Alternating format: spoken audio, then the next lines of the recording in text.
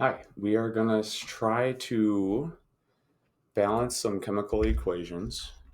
We're going to start off relatively easy and we're going to do a kind of intermediate one as we go. Our first question is balance this unbalanced equation of CH4Cl2 CCl4 plus HCl.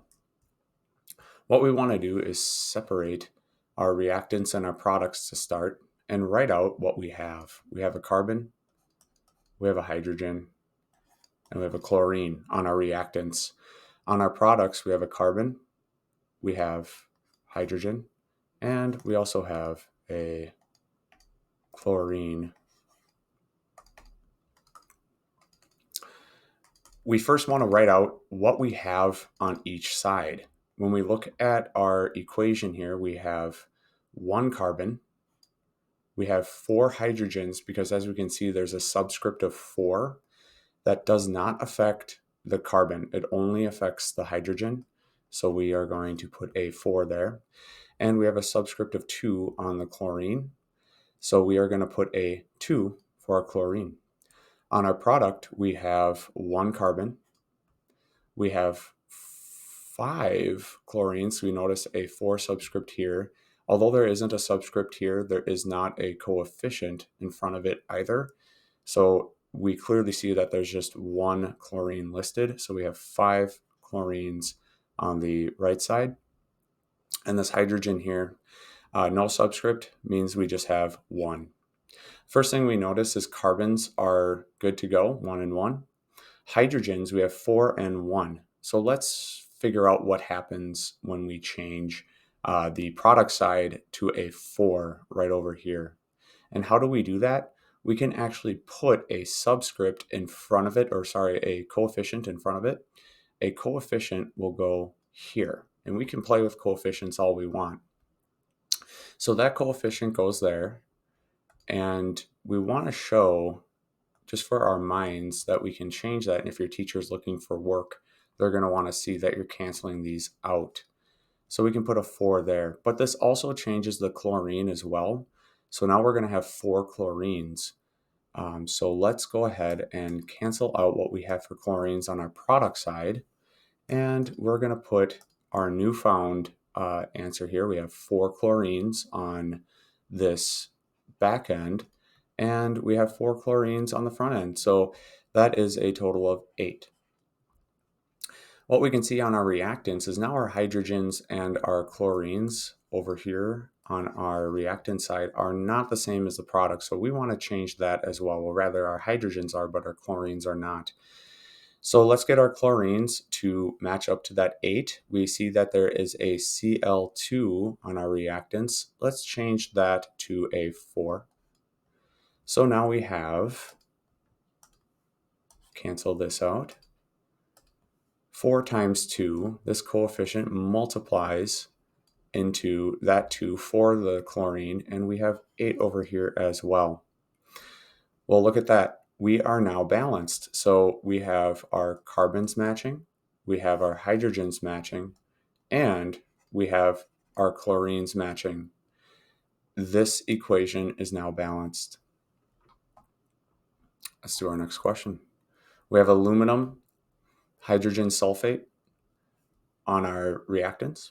We have an aluminum and hydrogen sulfate on our products, and we have hydrogen gas in our products as well. Let's draw our line. We're going to write this out now. We have aluminum, we have hydrogen, and something of a trick here, sulfate is a polyatomic ion, SO4 is a polyatomic ion. We're just going to write the whole thing here. Okay. And I like putting parentheses in there. On the product side, we have aluminum, we have hydrogen, and we also have our sulfate polyatomic ion, SO4.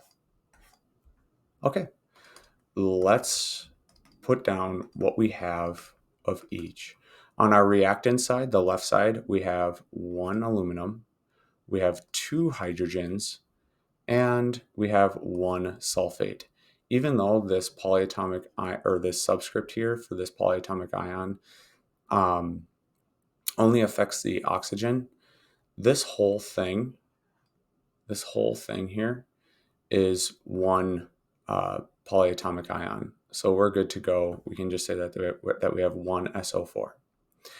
On our product side, we have 2 aluminums because of this subscript for 2 that goes into the aluminum. We have 2 hydrogens, same deal here, nice little subscript. And this time we actually have a 3 in front of our polyatomic ion for sulfate or SO4. So we're going to put a 3. What we notice is aluminum isn't balanced and our sulfates are not balanced as well. How are we going to get our sulfates to balance? Let's try a quite literal approach by just putting a 3 here. What that 3 does is we need to cancel out how many hydrogens we have and how many sulfates we have. So now we are going to have 6 hydrogens and we're going to have 3 sulfates. Okay, great. Well, what we see here is that on our product side, our hydrogens don't match our reactants. So we're going to need to change our coefficients on the product side as well. We're going to try a 3 here in front of this hydrogen gas. This 3 multiplies into this 2 for the hydrogen. Let's cancel that out.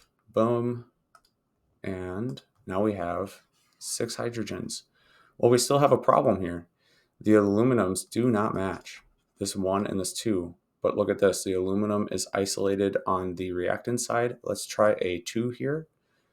And what do you know? This 2 multiplies into the subscript, which is 1. There isn't 1 there, but that still identifies as 1. And we can cancel out this aluminum and put in a 2. We see now that the 2 matches the 2 for aluminum, the 6 matches the 6 for hydrogen, the sulfate 3 matches the sulfate 3 for the SO4, the sulfate, and we are good to go. Our last question. I'm going to draw a line here. What do we have? We have nickel, we have sulfur, and we have oxygen. Same thing on our product. No mysterious elements. On our left side, our reactants, we have 1 nickel, 1 sulfur, 2 oxygen because of this subscript. On our product side, we have 1 nickel, we have 1 sulfur, and we have 3 oxygens. Well, the first thing that I notice is that this 2 and this 3 are going to be a problem because we're going to need to make them either both odd numbers or both even numbers in order to balance this equation. So looking at our problem here, I see that this O2 is isolated, so we're going to wait before we touch that O2 because I want to see what gets affected with the oxygens over here. What if, because this is an even number here, this SO2, sulfur dioxide, what if we waited on touching this? And what if we just changed this odd number into an even number? Let's try it. So we're going to put a coefficient of 2. That cancels out our nickel. It also cancels out our oxygen, and we need to write a new number for that. This nickel now becomes a 2, and this oxygen becomes a 4 because we add this 2 of oxygen here to this 2 of oxygen here. Looking at our reactant side, well, now our nickel has changed. Our nickel is 1, and our nickel over here is 2. Our sulfur is good, but our oxygen, we need to add more oxygens. Well, we could do that, so let's try to just affix our oxygens here. We have 4 oxygens there, but our nickels still aren't satisfied either, so we can write a 2 here. We're kind of running into a conundrum. Boom, boom. Our nickels change to 2. Our sulfurs change to 2 as well. So we can cancel this out. And our oxygens now change to 4. So now our oxygens are satisfied and our nickels are satisfied, but goodness, now our sulfurs are different. We have 2 sulfurs on the left side and we have 1 sulfur on the right side. Well, we're gonna have to change this coefficient in front of here to a 2. So let's cancel that out, and that also cancels out our oxygen. Well, darn it, now we're backtracking, it seems. So we're gonna have 2 sulfurs, and now we have this 2 times this 2 subscript.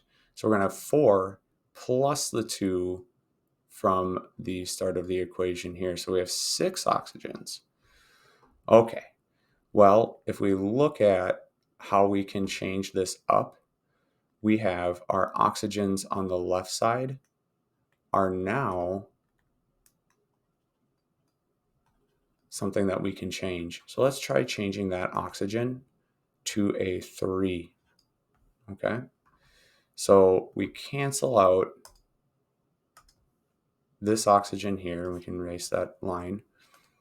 And now that oxygen, that 3 times the subscript of 2 here, is now going to be turned into a 6. So we have 2 nickels, 2 sulfurs, and we have 6 oxygens. This equation is now balanced. Good job.